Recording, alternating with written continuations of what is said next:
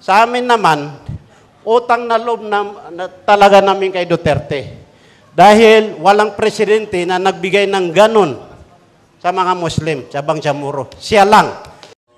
May utang na loob daw sila, itong mga kapatid nating mga Muslim, diyan sa dating Pangulong Duterte. Ano kaya yung pagkakautang nila? Ano kayang ginawa ni dating Pangulong Duterte sa kanila? Eto, panoorin natin. Thank you. Maisog. Yung mga maisog, sa Tausug, yung maisog, matapang din. Kaya alhamdulillah, salamat sa inyo. Kaming si Mr. Maniti ay ngayon lang kami nagkilala. Puro pala kami taga Angeles City.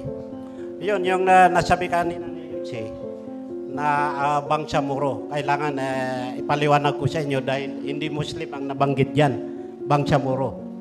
Bangsamoro outside Barm. Kasi ang binigay sa amin ni Duterte sa presidential decree 11050 is yung BOL, Bangsamoro Organic Law. Nung panahon na Vice Presidente si Senador ang Pangulo natin, ay yan ang inaayawan niya na magkaroon ng region ang mga Bangsamoro. So dahil sa nandyan si Duterte, so ibinigay niya ang BOL, Bangsamoro Organic Law, na lahat ng kagustuhan namin sa Mindanao, mga Bangsamoro, 14 na tribo ay nagkakaisa dyan sa Bangsamoro. So binigyan kami ng region, yung BARM, Bangsamoro Autonomous Region. So doon kami nagkakaisa. Nandun naman sa ginawang BOL, ang karapatan namin na Bangsamoro na naninirahan sa labas ng BARM. Although wala kami sa BARM, pero may karapatan kami doon. So, nung unang nanalo ang presidente natin, ay akala namin na i-reject niya yon dahil mayroon siyang gustong isulong na yung Tripoli Agreement.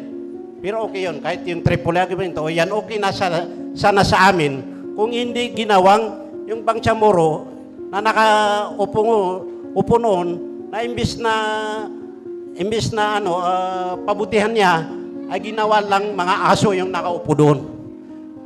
Ganyan ang nangyari dito. Tumatakbo na ang Bangsamoro, administration ng Bangsamoro, pero kaming mga Bangsamoro na nasa loob ay nawala ng karapatan.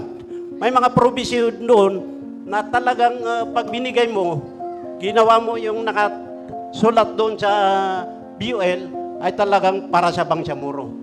So ngayon, unti-unti, nawawalan yung karapatan dahil yung nakaupo naman ng parliament, imbis na gagawin nila yung para sa Bangsamoro, ay ginawa nilang pangpolitika. Imbis na mamigay ng mga ayuda, ay ginawa nilang pagpupulong-pulong para itayo ang parte nila. So ganyan ang nangyari sa amin sa Bangsamoro. Kami naman na naninirahan sa labas ng BARM, ay may karapatan kami doon dahil nandun yung karapatan namin na i-organize yung mga Bangsamoro na naninirahan sa labas ng BARM. So imbis na sinulong namin yung karapatan namin, pagdating doon sa BARM ay nireject na. So yan ang namin. Sa amin naman, utang na loob na talaga namin kay Duterte. Dahil walang presidente na nagbigay ng ganon sa mga Muslim, sa Bangsamoro. Siya lang. So hindi namin malilimutan yun. Kahit nung nakaraan na eleksyon ay wala kaming pakinabang. Sa totoo lang, alam naman ng mga MRRD doon, alam ng mga kasama namin. Ito, nagkwentuhan kami, lahat ng kasama namin sa Angeles, sila lang din nakinabang. Pero hindi naman masakit yun sa loob namin dahil volunteer na tayo. Kahit wala, ay okay din sa amin. Nagtagumpay lang ang gobyerno ni Duterte. So ngayon, sana sa oras na yon si Sara ang naging presidente. Pero walang sisiyan dahil ganun pa man ang ganun pa man ang nangyari. So panahon na para magising tayo. Magkaisa lahat, lalo na dito sa Region 3. Sa Region 3, kahit volunteer lang, kahit anong sasabihin niyo, kung mag-order kailan ba sila na sasakyan ang gusto natin na pating sabi, rally. kontakin mo lang ang coordinator namin dito, si Sultan. Nandyan na kami. Ganun ang ginawa namin noon. So, inshallah, magagawa namin, kahit naghirap, kahit krisis pa, pero kaya pa namin. Pero pag may mga rally tayo o gagawin tayo, kailangan advance para mapag-aaralan namin. So, yan ang masasabi ko sa inyo. Ituloy-tuloy natin ito hanggang dumating tayo na makaupo dyan ang gusto natin makaupo. Kahit hindi si Sara, kahit sino sa gusto natin. Ang importante, magkakaisa tayo. Pero mas mabuti na yung idol natin, na anak ng presidente, ay siyang makaupo dyan para magawa natin ang kabutihan para sa bayan. Hindi natin masisi yung mga kapatid nating Muslim dyan sa Mindanao, dyan sa mga hinaing nila. Kasi alam nating lahat na si dating Pangulong Duterte lamang ang nagkaroon ng oras dyan para matulungan po yung mga taga Mindanao, lalo na po yung mga Muslim.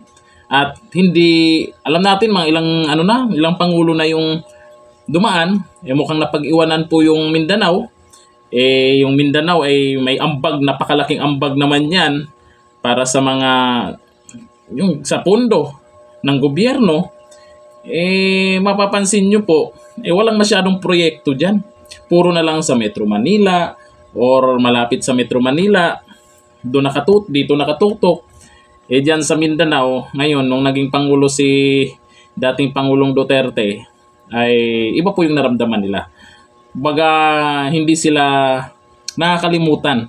Dahil naman, unang-una siguro, itong si Duterte ay taga Mindanao din, hindi niya pwedeng kalimutan yan. Tsaka nakita nyo naman yung nangyari sa Davao, di ba? Napakaayos. Kaya ngayon, sa administrasyon ngayon, masisisi nyo ba yan? Masisisi nyo ba yung mga Muslim dyan sa Mindanao na ganyan yung sasabihin nila? Di ba? Iba yata ang tinutukan kasi ngayon, puro pulburon na lang ngayon eh. Pulburon ng pulburon. Nako. Kayo, anong masasabi nyo po dito? May mga nagsasabi kasi na iwalay na yung Mindanao sa Luzon, Visayas. Pero meron namang ayaw. Yan, napapabayaan eh. Pagdating sa budget. Di ba? Gusto ng karamihan ngayon na maibalik yung Duterte. Sino kaya ang pwede? Si VP Sara ba? Si Baste Duterte ba? Si Pulong Duterte ba? Pabor ba kayo pag naibalik ang Duterte sa pagiging Pangulo? Comment down below. Hanggang dito lang. Thank you. Bye-bye.